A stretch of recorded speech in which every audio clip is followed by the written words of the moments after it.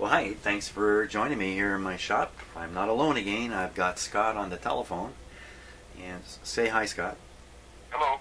There you are. And also, Scott this time is able to watch what I'm doing. So he's in his house in Toronto. And on his screen is exactly what you see on your screen in this video. And the reason for that is because, well, it's better, obviously. But secondly, he can keep an eye on what I'm doing so I don't make dumb mistakes like I made on the last video. And I want to thank a number of you for sending me emergency emails warning me that I had made a mistake. I did not realize it until I started getting emails that in fact I'd done the measurement incorrectly. And the measurement I'm talking about is the measurement between the collectors of the output transistors, the measurement that was used to judge whether or not the amplifier was balanced. In other words, we're supposed to try to get this imbalanced voltage down to 0. And the way I was doing, I was measuring 11 volts. All false. False, false, false. So good news is, this thing may be closer to working than I realized. Even though subsequent testing indicates there's more problems elsewhere, maybe not. So, okay, Scott, did I cover that okay? Yep. Okay, and you can see what's here in front of everybody. Yep. Okay, well, I think we should just repeat that test of the voltage in the two collectors, the imbalance test, and just pick it up from there with the right information on the meter and see where that takes us. Does that sound good? Sounds like a good plan. Okay, that's my plan. You know, most of my plans fall apart about 3 minutes after I start. So, this is a shared plan though. Okay, now you can see what I'm doing, right? Oh, the frame rate's a little slow. Yeah, it's a little bit. I wonder if that's because I'm straining my computer this morning. Take the scope off. Well, could be. Might be dim lighting slows down the frame rate too, doesn't it? Well, I got good lighting. Oh, Okay. You know what? Maybe not. Maybe I've got a light here that's actually kind of shining at the camera a little bit. I don't know. Who knows? Okay. So, got them connected now. 8 and 8. 8 and 8 on the... Huh? Looks good to you, eh? I got you fooled. Okay, voltmeter's on. Yeah, you can, if there's something, because you're forced to stare at the video, and of course I'm looking at the work, if something's going wrong with the video shot, you'll be able to tell me, like out of focus or out of frame or something like that. Whereas usually it's up to me to spot these things, and it's a little tricky while I'm doing work, because I'm usually looking right at the work itself. Okay, so you can see the meter. Yep. Yeah, looks good. Okay, I think we're ready to start here. Oh, you know what? I cut this green wire right at the end of the last video. I had the speakers plugged in too. That was so we could energize the mid-range and leave the woofers out of the picture. Right. So you're not going to have that fault current flowing Right. through the woofers while. So we can just leave it like this, and we get the benefit of hearing what's coming out of the speakers while we're doing the stuff. Right. That sounds sensible? That sounds like good. And then once the prompts are sorted out and the bias is set down to 0, you can connect the woofer up and things should be good. I have my little variable resistor here. See, it is kind of a weird looking one, isn't it? But I've cut the wire on it too, so it's actually not in the circuit. So all I got really is just two 150 resistors sitting here. One high wattage, one low wattage, but that doesn't make any difference.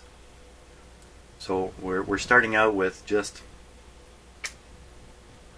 a, how can I put it?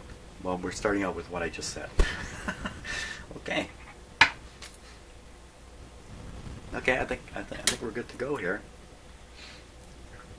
Keep your eye on the motor there.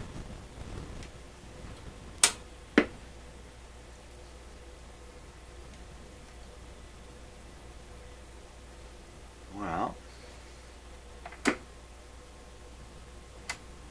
so a little weird, wasn't it? I turn my meter and get a pop. Well, something might have moved on the circuit when you did that too. Could be I could have shaken the table. Yeah, something's not so good here.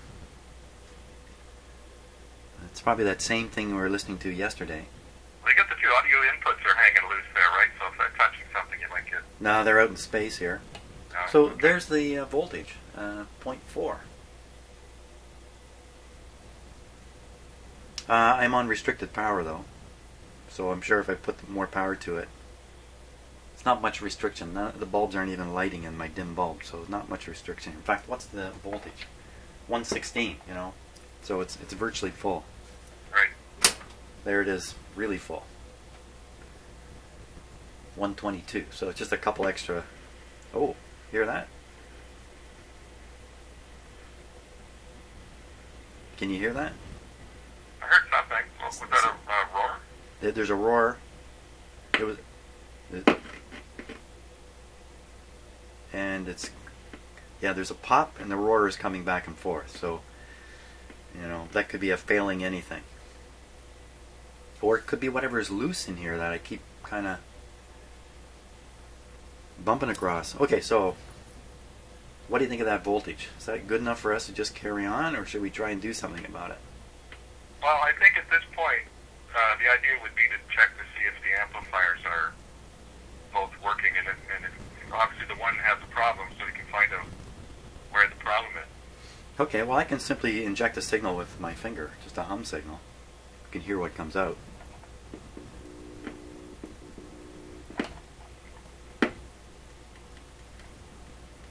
Don't forget, you're going to have to turn the volume up. I think you turned it down yesterday. Well, you can hear that, eh? You must be able to hear that. Not coming through the phone very well. Oh, maybe not through the phone. Okay, so, but I'm sure it's coming over the speakers. Right. And I can see it on the... Oh, oh, oh. So that's one channel humming normally. That's this channel, the one that we're not so suspicious of. The other channel, the one that seems to have trouble. Now, you can't hear it, but there's no hum. It's not the same at all. Right. But there is an output. There is an output coming out, but it's not much of anything. So, and look at the voltage here. Somehow drifted a little bit. Oh, here's the problem.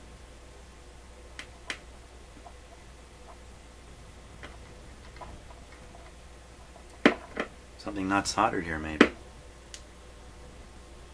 Don't forget the power's on. Yeah, you know what? I'll turn it off. I think this connection may not be soldered here. Let me take a look.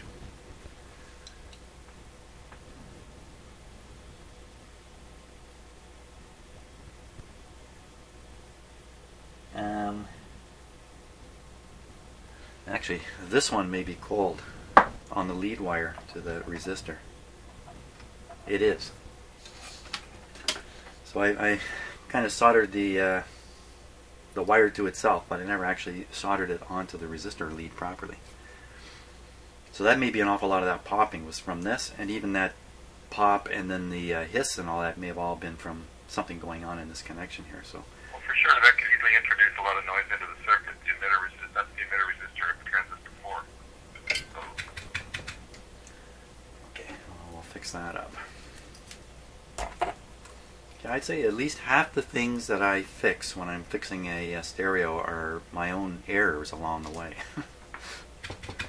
You know, I don't know if this is... Well, I do hear from people saying that they have very similar experiences in their shop, but I can't imagine that everybody goes through this kind of thing all the time. In other words, I'm a little extra goofy. Well, you have a bit of an excuse to making mistakes because you're trying to do this while you're managing the video and the whole production and everything, rather than just sitting there alone in your shop concentrating on the work. You have some distractions.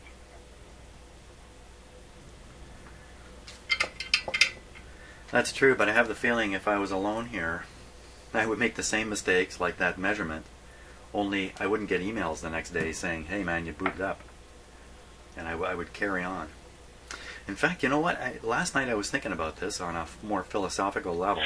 As I try to understand my own behavior, I don't know if people do this or not, but I do. I sit and think about, oh, wow, why did I do that? Well, why did that go that way? What could I have done different? And what I concluded was, if I'm doing this work, and I'm moving forward, maybe I've got 4 or 5 steps in mind going forward. And as I take those steps, maybe I'm taking tests or something like this, stuff stops adding up to the point where it just looks ridiculous. It looks impossible. It's just turning into a schmozzle of information that can't plug together. That when that happens, I should stop and think about all the things I think I've proven along the way. So, you get to there because you've done a bunch of tests earlier and you've made conclusions from those tests. So it could be one of those conclusions is wrong because some mistake was made. The reading was taken wrong or whatever it might be.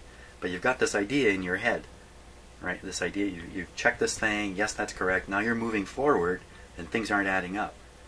What I've learned is the first thing, for me anyway, the first thing I should do is get suspicious about this stuff back here that I think I've convinced myself of and go back and redo it. I mean, that happens out of desperation in the end, right? In the end, you live in the fog for a while, nothing's adding up, you can't figure out what to do, so you just, you got nothing else better to do. You start going back and doing things over, and then you discover, oh, that's funny, I thought this thing was +5, it's -5, oh.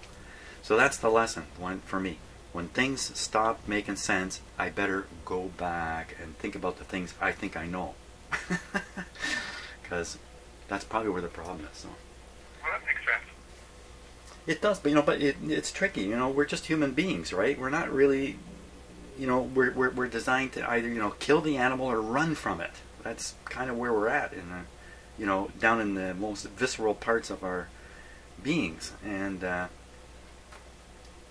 no animal here for me to kill or run away from, but all those automatic systems are still operating. Okay. Yeah, it's a good thing you're at the end of a phone there. I won't be tempted to try to kill you in the process here. Okay, now I've thoroughly distracted myself.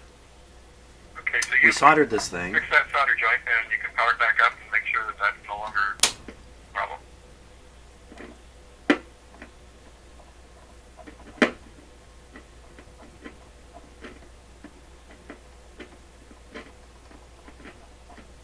Really? Really? Sticking my face into a live thing here.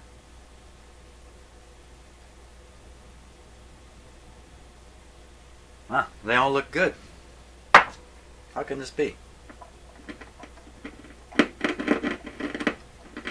Well, how they look and how they are two different things, that's for sure.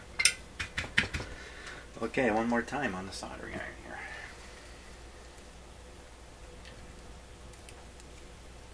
I'll redo them. I'll redo them all. Some of these wires are just kind of tacked on here, so that's probably. Oh, that's got to be soldered well.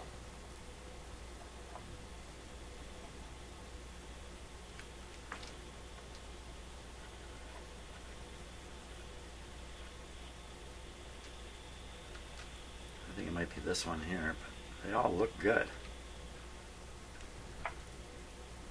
This one's going to come apart. Okay, stay together. Okay, one more time.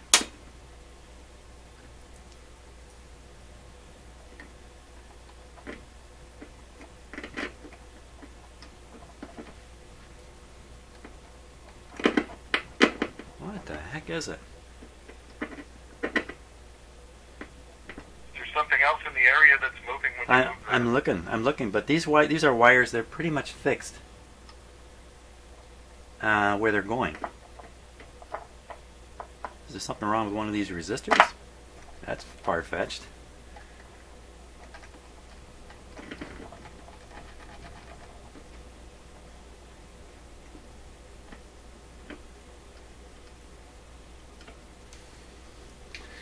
It's kind of weird. Okay. Oh, something else is going on. Something else is going on.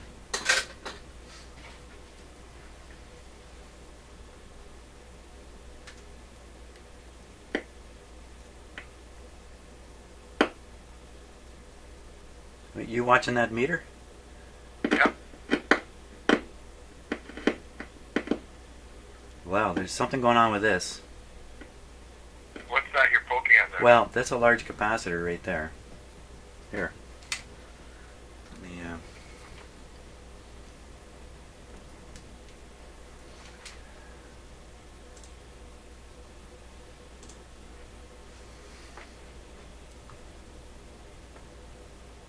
focus is set really close, but I'll leave it that way. It's this one here. Well, I don't know that it's this one.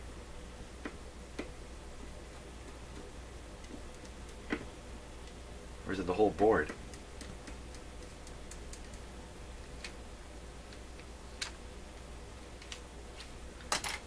Scott, bear with me a second. I'm just going to change the focus on that camera.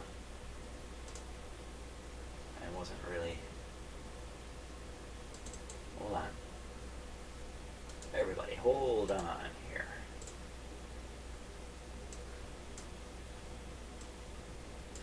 Let's try that. Okay, that's a little better. I'm just going to grab the end of it here. So this is just something dumb going on here.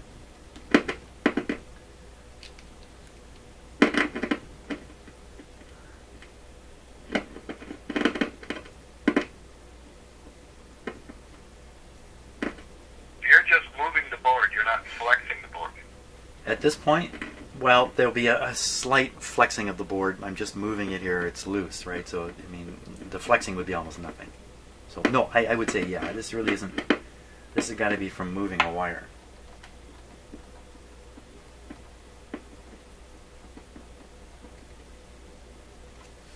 Oh, boy. Let me get my paintbrush again.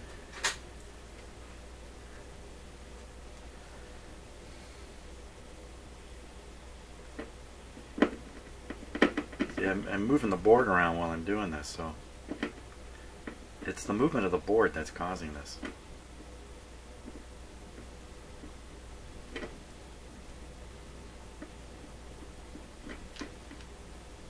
It's not the other one. It's this one.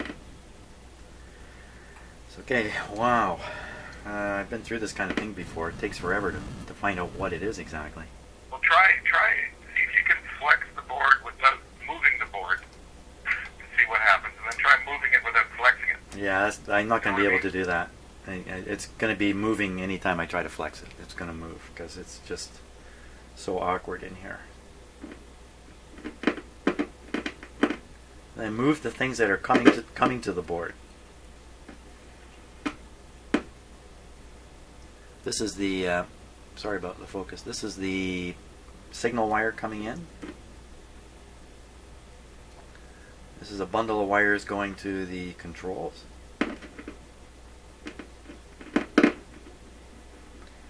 That bundle, see, connects up into here. So if you flex anything, you flex this bundle, you're flexing all kinds of stuff. These wires over here. Again, I try to flex them, I end up moving the board a bit. I don't think it's these. These don't seem to do anything. These don't seem to care much. This one's not, nothing's doing anything anymore. What happened?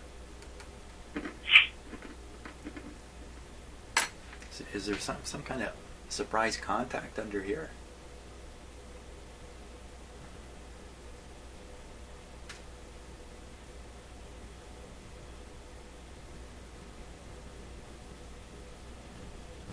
That's a bristle from my brush there. Well, I don't see that this board is in contact with anything. I still got this plastic bag here protecting it from the chassis.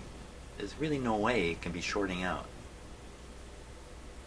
Can you hold the board still with one hand and move the wires with the other and see if moving the wires makes it happen with the board holding still?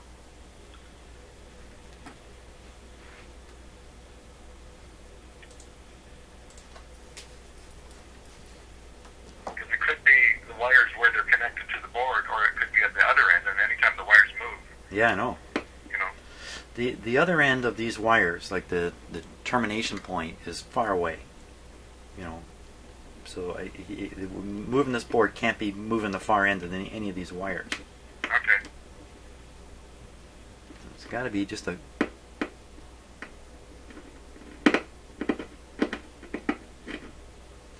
When I do this motion, I'm essentially flexing this and this, the bundle here and the audio cable into the board. What if I try to poke up at the solder joints from underneath here? In case there's a cold joint and if I hit it.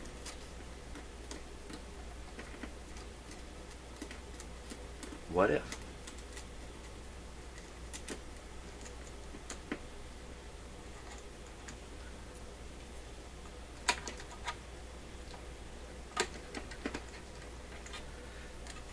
You need to restart your meter there too.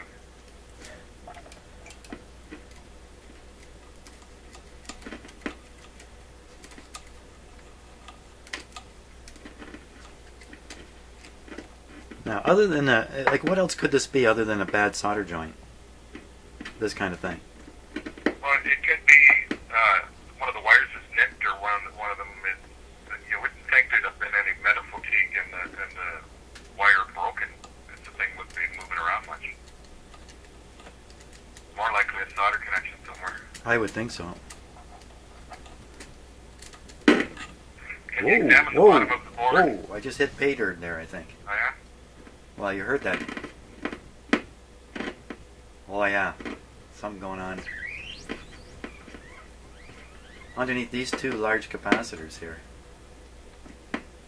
Now, what are the chances that the capacitor is defective and that this is actually bringing out the defect inside the capacitor somehow? It's possible. I mean, they're 50-something years old, those cats, right? So. I think the first step is to resolder these guys. You know what? Like, these amps, oh yeah, they are identical. Oh yeah, there we are. I was going to say that this resistor doesn't appear in the other amp, but it does.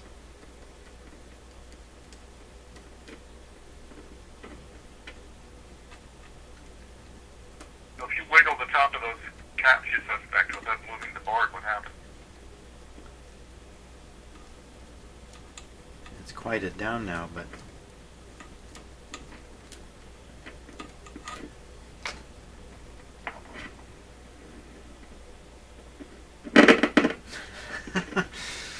Okay, well, I think resoldering these guys might solve. I mean, that's the first step, I think. Sounds like a good plan. Can you examine it with your little eye magnifier? Oh yeah. You can spot any. For sure. Well, I'm going to take a look with the close-up camera here, so you can take a look too. Okay.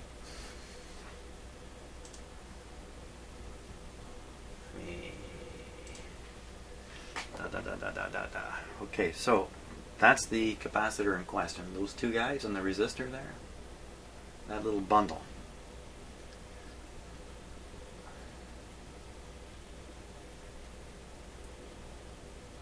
Well, that looks really suspicious. Do you know which one I mean? This. Now, when we're looking at images in a camera like this, look at. There's a wire sticking right out.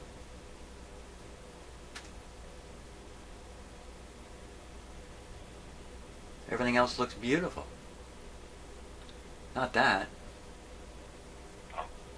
Give it some heat. Give it the whack. Give it the treatment here. My soldering iron's still hot. Power's off. Solder. Hold on a second. Hold on. This is where you're supposed to say, Jim, camera. Or I forget. Yeah.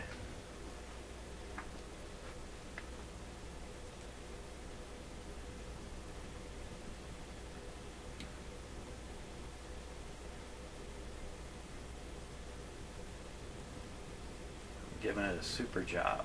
Super job.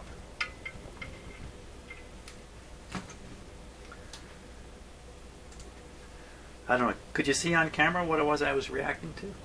Yeah, it looked like it was a cold solder joint, and the wire was sticking out through the solder. Yeah, that's exactly what I saw. Well, it's all covered up now and soldered in there. Let's see. Did we find it? I'll put this board. I'll leave it like it is because. Don't forget the camera. Huh? Don't forget to switch the camera. Ah, Scott, you're hired. Okay, there we go. Power on. Power on. Funny how I'm over here thinking it's this problem, and I find what I think is a loose wire over here. Meanwhile, the problem's somewhere else. Oh, I take it all back. take it all back. Okay, now the board's up where I can do twisting and stuff like that too.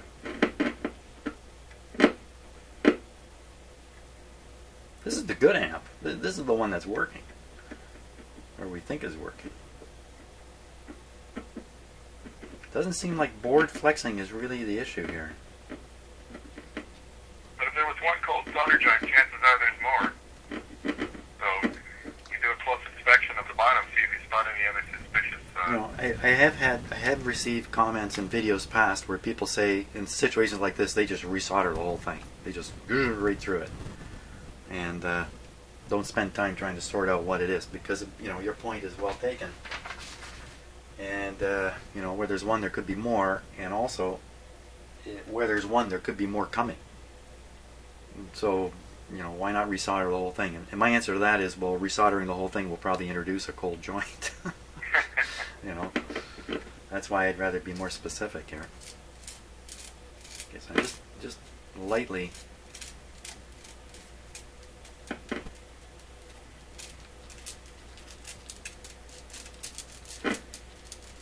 So see, every time the board moves, it makes that sound. It's got to be this blunt.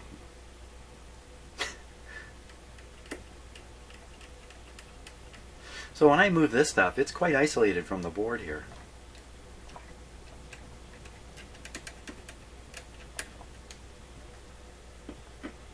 How about dirty control? The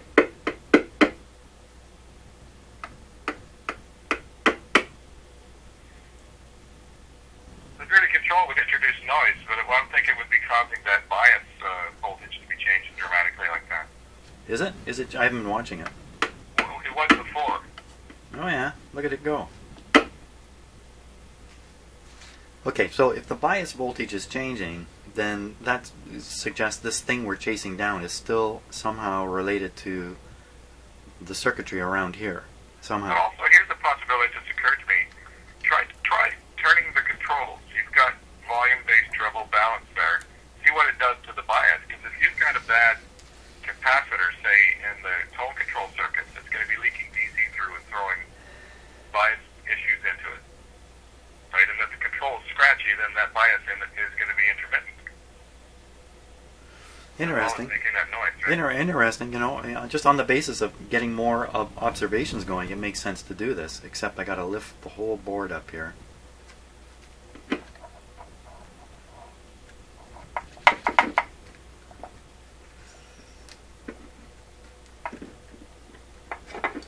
I should cut this. You know what? I'm going to cut this thing right off here. Hang on a sec. Hang on a sec. This control, which is doing nothing right now, I'm just going to cut it out of here.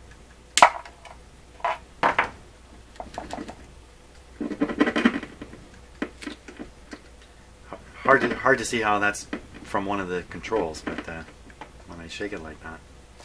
Here we go. This is the balance. Wow. Okay, so I think this is the balance. It's a single pot.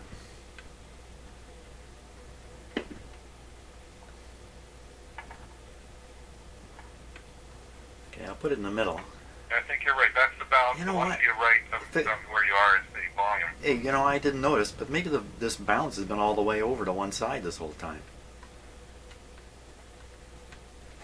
Well, it's about the middle there now. Maybe that's why we haven't been hearing stuff. Okay, hold on. It's a really good possibility. Let me just put this down. I don't want to be holding it when I do this next thing. No luck there. Okay. Wow. Okay, now this is probably bass. Well, that's treble. Is it? Yeah. Okay.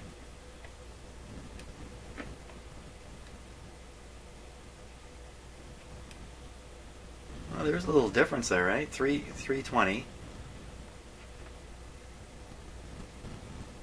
250.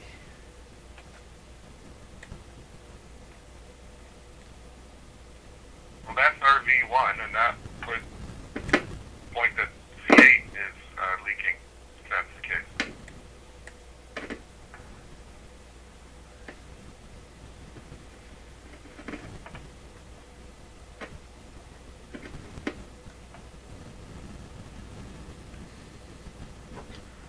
Once again, I would have been smarter to put an indicating meter here with a pointer instead of these numbers jumping around. Okay, and the volume.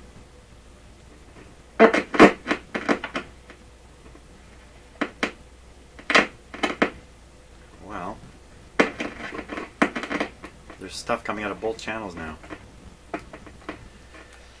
Then we need to clean this control here. We'll try tapping the two input wires now and see if you can hear anything on both. Okay, there, I switched it off. Switch it back on. I don't think so. Nothing out of either because I've turned the volume down. Oh. Volume up. So now I think you can hear both these, eh? Can you hear that? I can't hear anything over the phone on that one. Put your headphones on and listen through the video.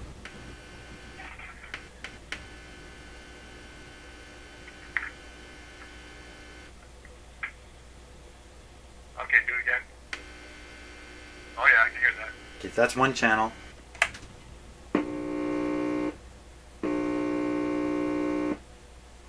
Okay. The other. Now, to me, this sounds normal, and this sounds not normal. Yeah, that's got less bass in it, but you're still getting a good signal through there. No, there's a click involved. Not the click of me touching it, but to me, that still sounds like something's being driven, into cutoff or something like that. Right. Well, that's where we need to go through that failed channel and look at the bias, and we can see if there's a problem with the biasing on the transistors and the first three transistors. Okay, so another thing I do in a situation like this where I've got some kind of problem like this noise thing and I just can't seem to nail it down, it's not really interfering with us continuing. So I might as well leave it, continue with other tests, and along the way we might find out what it is that's causing this. If not, then I'll return to it later and try to hunt it down. Rather than try to hunt it down right now. Because I don't think it's interfering with anything. It just makes a lot of noise. Why don't we... Did I just win something? What happened there? No, that's an email. Or is that an idea? You get an idea there? It's an email. How boring. Okay. Yeah. Then we should just revert to doing either DC voltage tests or signal tracing. What do you think is the better? Well, how about first, if you call up the schematic, and I'll give you a quick refresher on the stuff we learned 4 years ago in college together. Okay. Hang on a second. Are you looking at the schematic now? Yep. Okay. Teach away. Okay, well, transistor 2 there is the simplest one here because there's no complications. The transistor and you got the 4 resistors. One, so you got two... R8 and R9. Okay, yep. Setting the bias. That's the voltage divider. Right, setting the bias Right. here. Got it. Well, what it does is it sets the base voltage. Right. And, you understand the transistor base emitter junction, the emitter's along the arrow. Right. Is the constant voltage. It's like a diode. Right. That voltage kind of, it's like 0.2 something, 0.3 on a In a germanium, yeah. germanium, 0.6, 0.7 on a silicon. So you set the base voltage based on that voltage divider. Right. And the emitter is going to be one junction voltage away from that. Oh, okay. Okay. Yeah, you are reminding me of stuff now. Okay, and so you have R11 there, the emitter resistor, and so the collector is drawing through R10 from the power supply, and so what happens is the gain of the transistor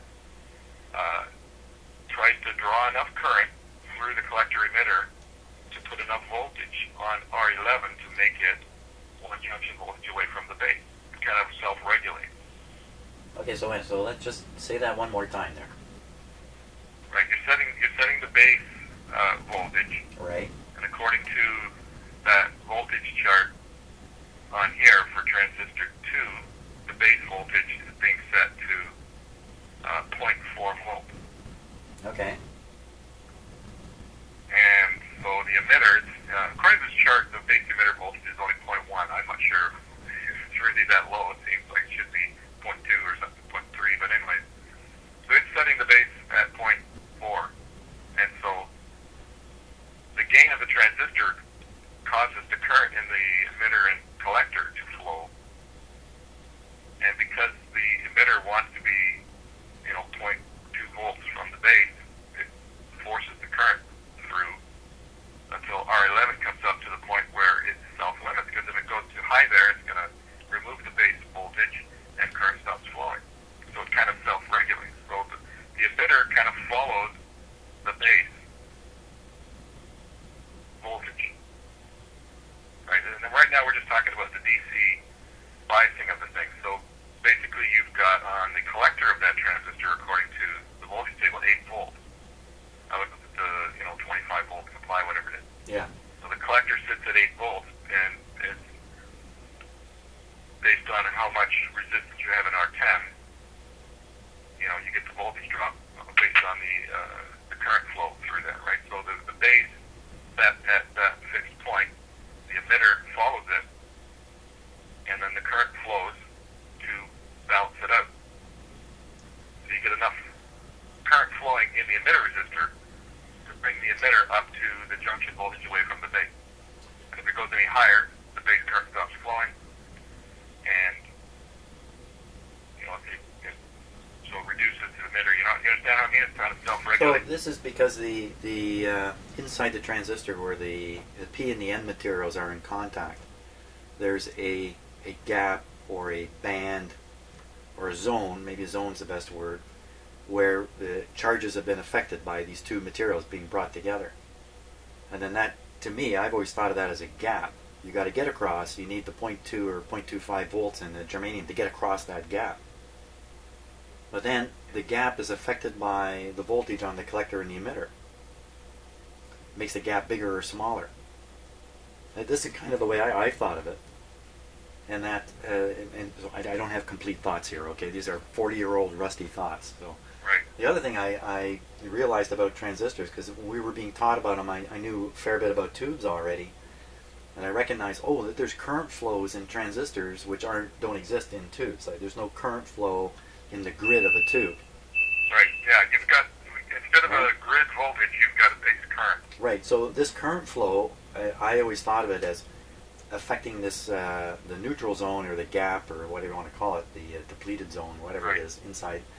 And the base was controlling the size of this gap. In fact, everything is controlling everything together. It's all kind of, you can't really separate any of these parts and think about them too independently. So for instance, since there's a current flowing through the base, it's going through the transistor, it's affecting the voltage drop on R11, which in turn is changing the pressures on the transistor and all this kind of stuff. And we had to calculate all this stuff, and if I remember right, we were using calculations with more than one variable in them and trying to solve simultaneous equations to work this stuff out. Isn't that right? Because too much stuff is affecting too much stuff. It's not the same in a tube. Tubes, there's some capacitance. That's based on the course that we took. They were teaching us how to design the circuit. Right.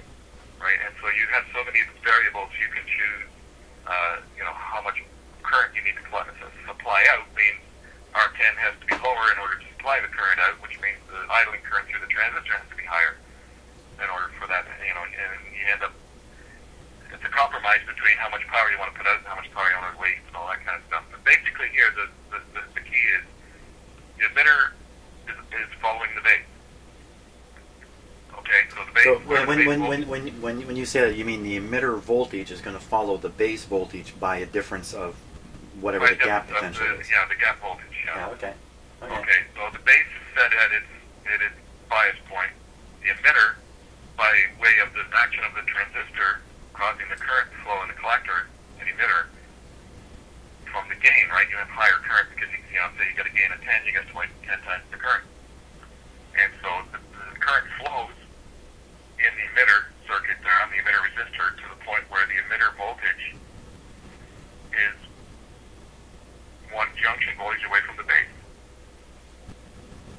So while we're dwelling on this, and for those of you who are watching this as a video, you're going to have to just listen to me try to teach myself something with Scott's help here.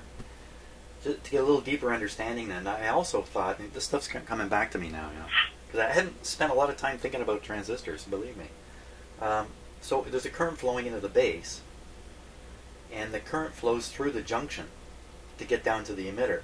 And in doing that, it populates the zone in there with charge carriers. Yeah, and yeah. then those What you need for and then those charge carriers end up generating kind of like an avalanche, if you like, coming from the collector to the emitter. So a little more current into the base causes a lot more current to flow from the collector to the emitter because right. of the pressure. The difference is based on the gain of the Right. transistor. Well, I guess that's what you can call it in the end. You can Okay, call it a so mean zone. you've got the base set by that voltage divider. Right. The emitter follows it. You've heard of an emitter follower, right? Is that what that term really is? Well, in an emitter follower, you have, instead of having gain from the base to the output of the collector, what you get is you have a high impedance input driving a low impedance. Right. Right. Right. You don't get any gain, but you don't get a voltage gain. You get a current gain. Kind of like a cathode follower in a tube. That's right. Yes. Same Yeah. kind of thing, right? Yeah. You've got Yeah. the cathode resistor. Here is the emitter resistor, right? You've got it bypassed by that capacitor, so that the AC signal, when you're amplifying it, is kind of shorted out, but the DC is flowing through the resistor, same as it is in a tube. Same as a cathode resistor in a tube. Yeah. Yes, exactly, right? So what happens is, so you've got the current flowing through the collector emitter, and an R10 on here is 18K, right? So whatever the current flowing through there, you get the voltage of 8 volts on the collector. And that's just the quiescent biased state of the thing, and it's waiting for a signal to come in to amplify. So what happens is... Hold on 1 second. So we got 0.4 volts on the base, and we Right. got something less than that, a couple of points less than that sitting here on R11. Right. Then you've got a voltage drop from VCC is around 25 volts, some portions dropping here. So there can be a large voltage drop across the I was going to say cathode, from the collector to the emitter. Yeah. This isn't a fixed voltage of some sort all No, the it time. varies, right? It varies. So Right. what happens is, Which is now exactly you've got the thing set up in a stable state with the bias. Because the collector is where the output comes from. Right. Right, and it's like in a tube circuit, which you understand fully. You've got the plate voltage coming through the plate resistor from the B plus, Right. right? And as the tube draws more current, you get more voltage dropped across the Right. plate resistor because more current is flowing, and so the plate voltage goes down. Right. You need that resistor, or you can't, or nothing Yeah. happens. It turns into a. Same thing happens here with that R10, the Good. collector resistor. You bring your AC signal in through C3 there, right, that you're going to amplify. It raises the voltage on the base. Right. So the emitter follows by drawing more current through. It increases the voltage on the emitter by the difference of the 0.2 volts, whatever. So as the base goes up, the emitter goes up, and the way the emitter goes up is by drawing more current. You get a higher voltage drop on R11. That's a way of looking at it. So the more current is flowing through it's R10, interesting. Yeah. you get a bigger voltage drop there, so the collector voltage goes down. So it's inverting just like a tube does. Yeah. Yeah. You've got a small voltage raising the base, and the voltage on the collector by drawing current through R10 goes down. And so you have your amplification, and it's inverted, right? And then it's picked off the collector circuit through a capacitor into the base of the next stage, just like in a tube. When I look at the next stage here, you can see that the output's going to come here. You see, capacitor, capacitor, capacitor. So the Yeah. DC part can't do anything in here at all. Can't get Right. anywhere through here. Supposedly, if these capacitors are good. I just was noticing, at a glance, you can't see these things. At least I can't. I have to look hard at these diagrams to spot simple things like, no DC getting past this point. That's right. Okay. And that complex little network there of capacitors and resistors, RV1 is the base control.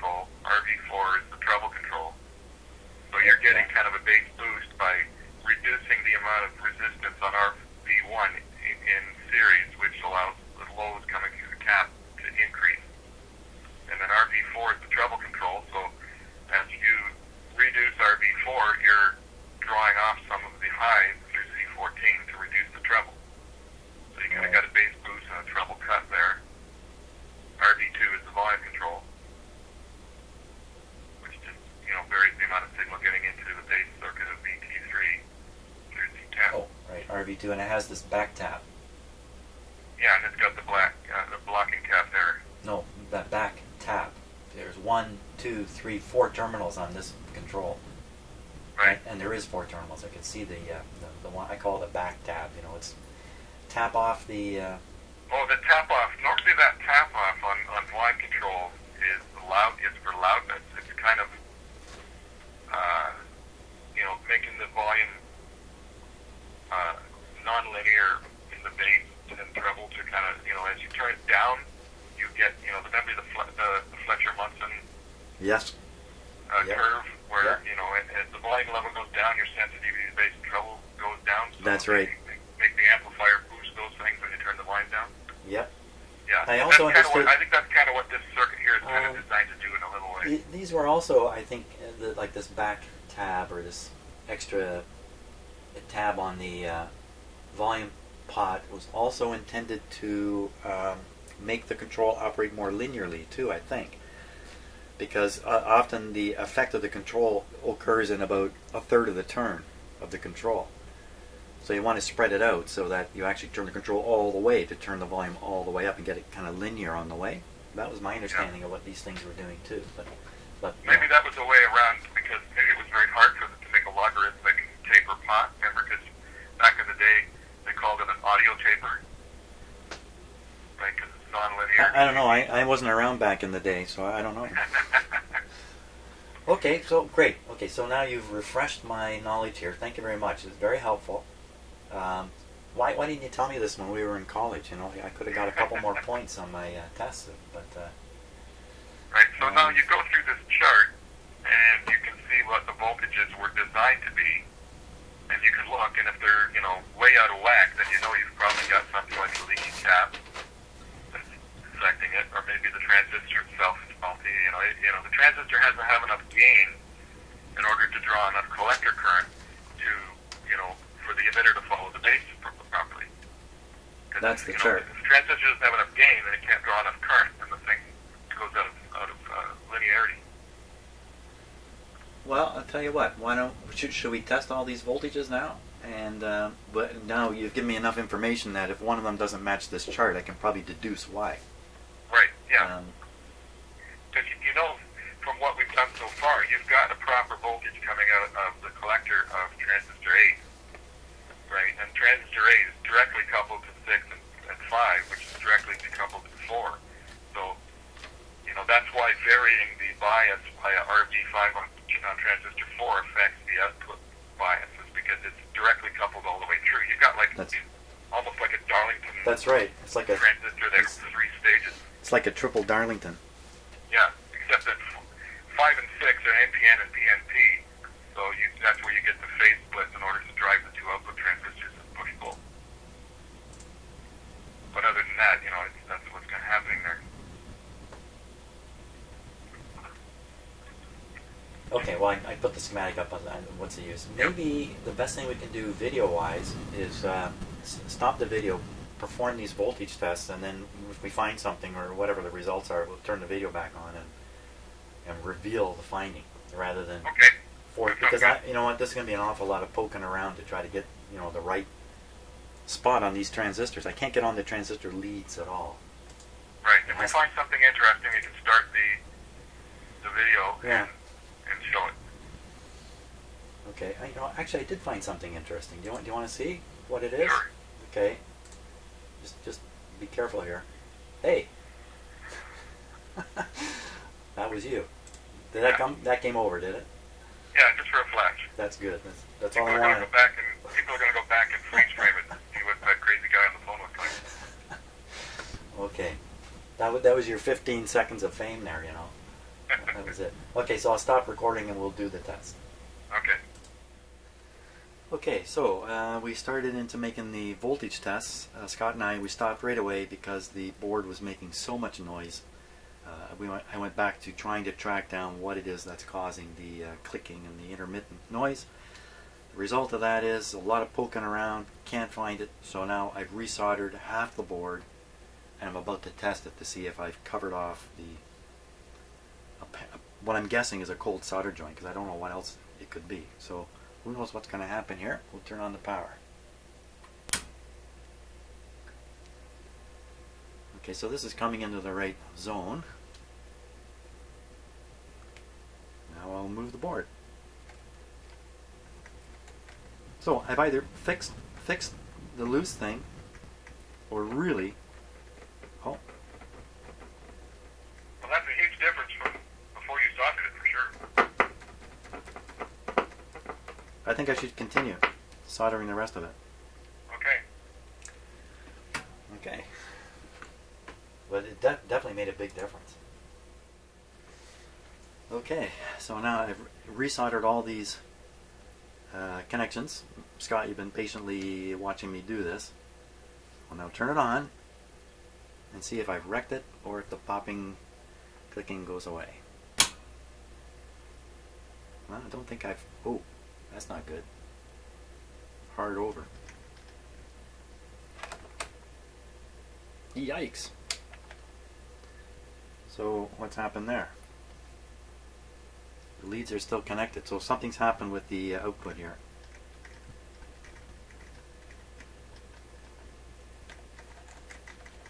Well, I solved the clicking, but you know what?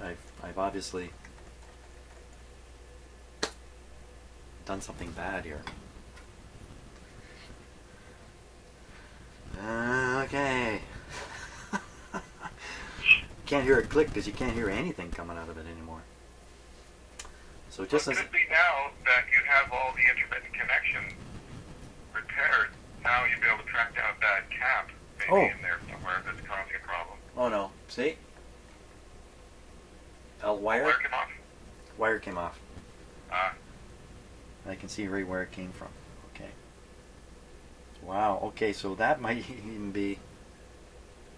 When you resoldered it, the tension on the wire just popped it out of the hole. Right. I wonder how many other ones did that.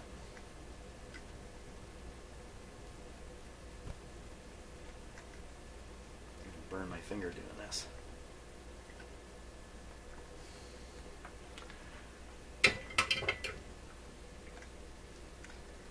Didn't work.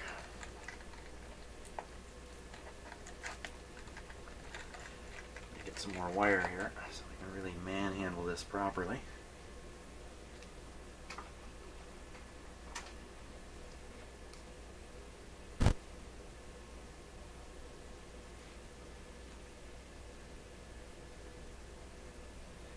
Another case of not having enough hands.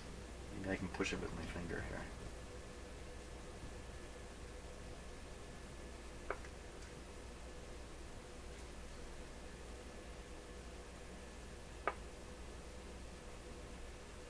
Oh, good. It went right through.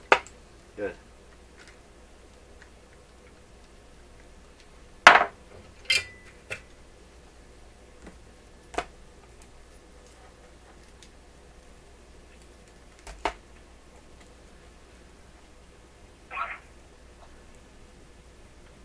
Just lucky I saw that wire. I mean, if it hadn't actually come right out, if it was still laying in the hole but not connected,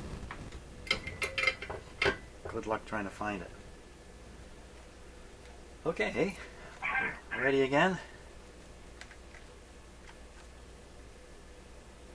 Here we go. Okay, well, hopefully this will be back to its... Okay, minus 1 point. It's actually a little better, isn't it? No, it isn't. No, no. Pretty good. Yeah, but it was less than 1 volt before. Okay, so now noise. Hey. Working?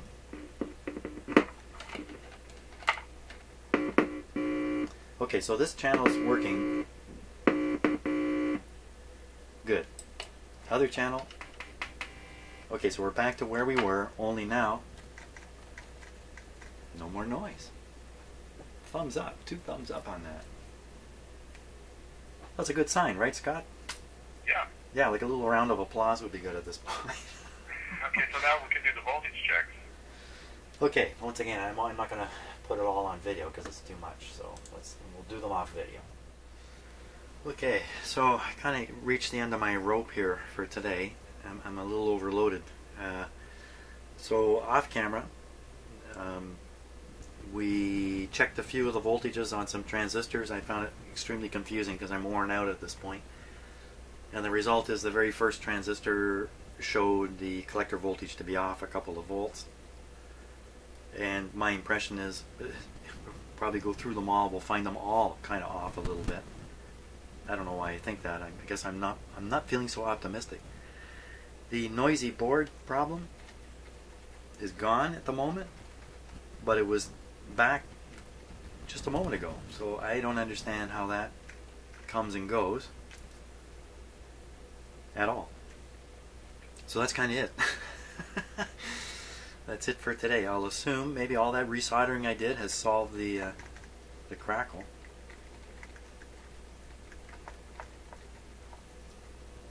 And we found the crackle, and I could move either board. So there's, see? Hey, I brought it back. Well, you might have to resolder some of the connections over on the power supply board too, right? Because those wires you're moving are going over to the power supply, right? So it might be. I don't think so. Yeah, I don't think so, because I've wrapped this power supply board a lot, and the sensitivity was incredible through the components in here. When I'm just taking that stick and just lightly touching and things are happening, this thing is so far away mechanically. So yeah, there could be some connections that are bad over there, but I don't think it's gone away now again. So I don't know. What a mystery. What a mystery. So I think tomorrow I'll try to hunker down and really test out these circuits. The crackle seems to be out of the way. That was a big problem today. I get the scope going and everything going tomorrow, and we'll feed a signal in and measure DC and listen to the signal and do everything we can. What do you say? Yeah, it sounds like a good plan. Yeah, and at least the crackle seems to be settled down now. Oh boy. Okay. Never ending. Never ends. Okay, Scott, thanks a lot for hanging in here again today. Oh, you're quite welcome. I'm having fun. I got to go off and do other things in my life now for a while. And maybe I'll get back in here later today. I don't know. Not normally. So, okay, thanks a lot for helping me, Scott, and thanks a lot for you who are watching this video. And onward.